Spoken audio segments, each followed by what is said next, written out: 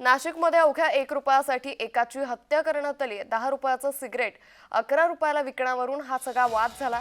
टपरी चालकानं केलेल्या मारहाणीत ग्राहकाचा मृत्यू झालाय। नाशिकच्या सिडकोमधील संभाजी स्टेडियम भागातील ही घटना आहे। विशाल भालेराव असं मृत व्यक्तीचं नाव आहे। या संदर्भात अधिक माहिती घेऊया आमचे प्रतिनिधी किरण गोटूर यांच्याकडून। किरण, धक्कादायक अशी बातमी समोर आली आहे। अक्षरशः अवघ्या 1 रुपयासाठी या ग्राहकाची हत्या करण्यात आली आहे। काय नेमकं प्रकरण?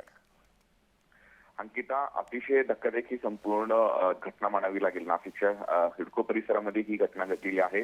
जो ग्राहक आहे तो टपरीमध्ये सिगरेट घेण्यासाठी गेला आणि 11 रुपयाचा सिगरेट का दिला, हे 10 रुपयाला आहे, अशा पद्धतीचं या दोघांमध्ये वाद झाला या कारणावरून। आणि त्यातच टपरी चालकाने या ग्राहकाला मारहाण केली आणि त्याच मारहाणीमध्ये त्या ग्राहकाचा मृत्यू झाल्याची प्राथमिक माहिती पोलिसांनी दिलेली आहे। या सगळ्या प्रकरणी नाशिकच्या अंबड पोलीस ठाण्यामध्ये गुन्हा दाखल झालेला आहे। अधिक सगळं जी चौकशी आहे ते पोलीस करताना बघायला मिळते। निश्चित किरण, मात्र या टपरी चालकाचा शोध लागलाय का? पोलिसांकडून कशा पद्धतीनं या टपरी चालकावरती पुढची कारवाई केली जाते?